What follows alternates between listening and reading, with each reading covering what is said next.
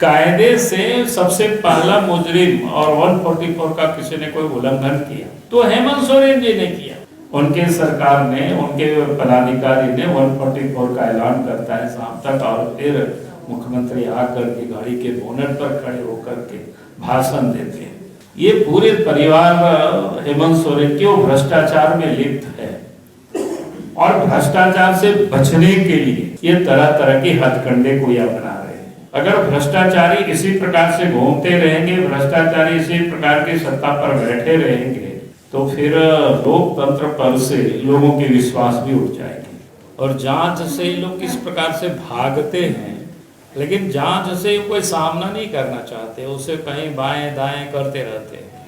अब ये आश्चर्य होता है कि व्यक्ति एक और कहता है कि भाई हमने कोई गड़बड़ नहीं किया है, हमें फंसाया जा रहा है, तो फिर आपने गड़बड़ नहीं किया तो फिर आप भाग क्यों रहे हैं? आज क्या बोलते हैं, जांच को रोकवाने की आप प्रयास क्यों कर रहे हैं?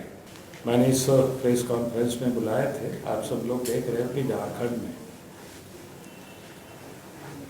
हेमंत सोरेन के नेतृत्व में कांग्रेस राजद इस गठबंधन की सरकार चल रही है। और अगर हम ये कहें कि इस पार्टी का, चाहे कांग्रेस पार्टी हो, चाहे वो राष्ट्रीय जनता दल हो या जेएमएम हो,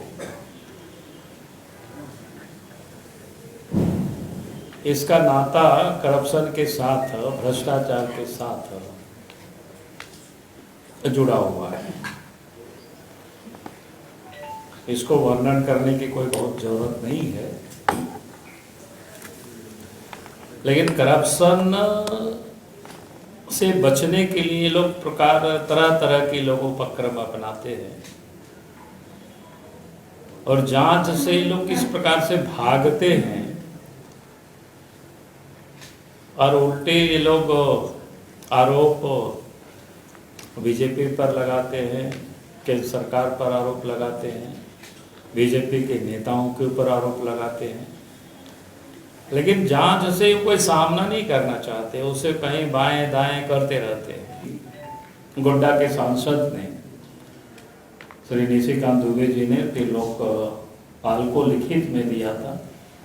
फिर उनका अपना जो भी प्रक्रिया होता है, उन्होंने फिर उस प्रक्रिया के तहत सरकार करे शिबू सोरेन के परिवार को बार बार नोटिस किया, नोटिस का जवाब, और फिर जो उनका प्रिलिमिनरी जो जांच होता है वो सब भी उन्होंने लोकपाल ने कराया। और उसके तहत जब इस परिवार से पूछताछ की गई, पूछताछ के लिए इनको नोटिस जब दिया गया, तो फिर इन्होंने क्या किया, मामला को हाई कोर्ट में पहुंचा दिया।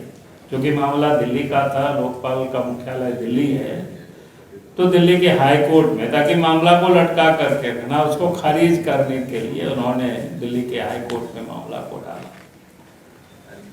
अब ये आश्चर्य होता है कि व्यक्ति एक और कहता है कि भाई हमने कोई गड़बड़ नहीं किया है, हमें फंसाया जा रहा है, तो फिर आपने गड़बड़ नहीं किया तो फिर आप भाग क्यों रहे हैं? आज क्या बोलते हैं, जांच को रोकवाने की आप प्रयास क्यों कर रहे हैं?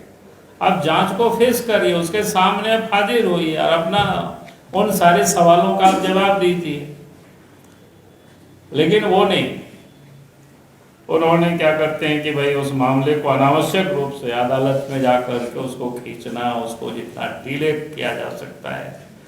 और उन्होंने भी बड़ा हास्यास्पद है कि तर्क क्या देते हैं कि मामला पुराना है, 6-7 साल हो गया, इसलिए वो जांच का कोई मतलब नहीं रह जाता है। भाई ये तो अजीब स्थिति है। कौन सा वो परंपरा को विकसित करना चाहते हैं? अगर कोई 5 साल पहले चोरी करे और चोर पकड़ा जाए, तो क्या वो कहेंगे कि भाई 5 साल पहले ये तो चोरी हुआ था, क्या आज पकड़ में आया इसलिए हमें छोड़ दिया जाए?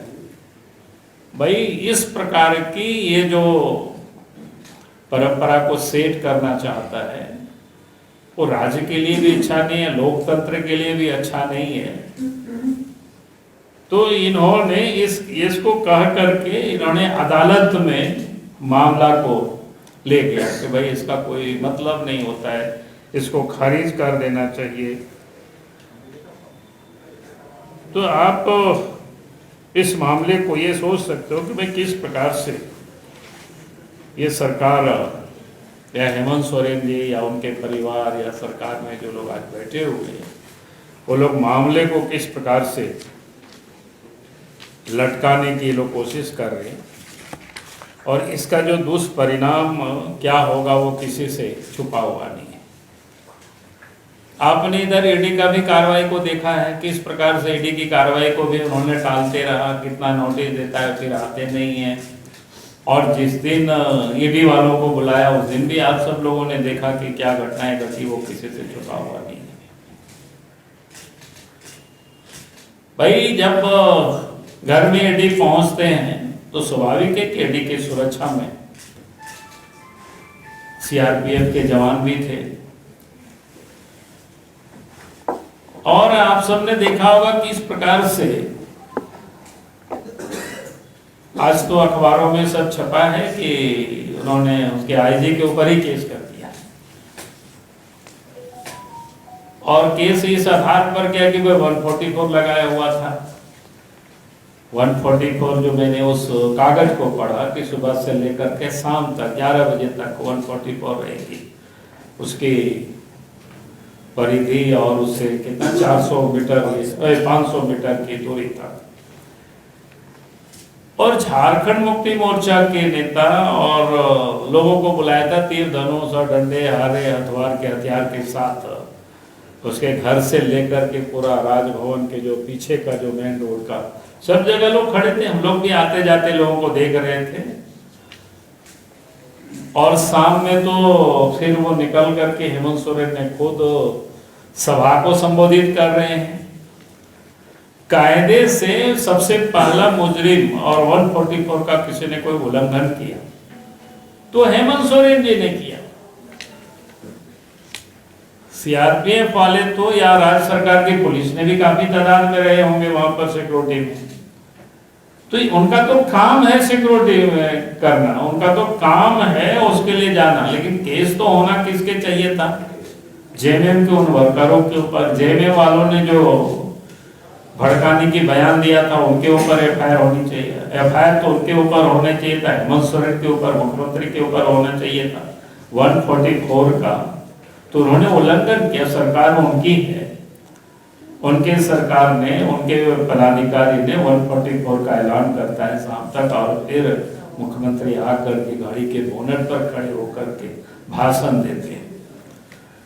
मैंने इसलिए इन सारे बातों को ये कह रहे थे कि भाई किस प्रकार से ये पूरे परिवार हेमंत सोरेन के वो भ्रष्टाचार में लिप्त है और भ्रष्टाचार से बचने के लिए ये तरह तरह की हथकंडे को ये अपना रहे हैं। और इसलिए मैं कहूंगा कि ये भ्रष्टाचार से बच नहीं सकते हैं, चाहे वो कितनों भी कोशिश कर लें। जब तक एक एक भ्रष्टाचारियों को कि सही जगह तक हम लोग नहीं पहुंचा देते हैं तब तक आंदोलन जारी रहेगी और संघर्ष जारी रहेगा। अगर भ्रष्टाचारी इसी प्रकार से घूमते रहेंगे, भ्रष्टाचारी इसी प्रकार की सत्ता पर बैठे रहेंगे तो फिर लोकतंत्र भी कमजोर होगा और लोकतंत्र पर से लोगों के विश्वास भी उठ जाएगा।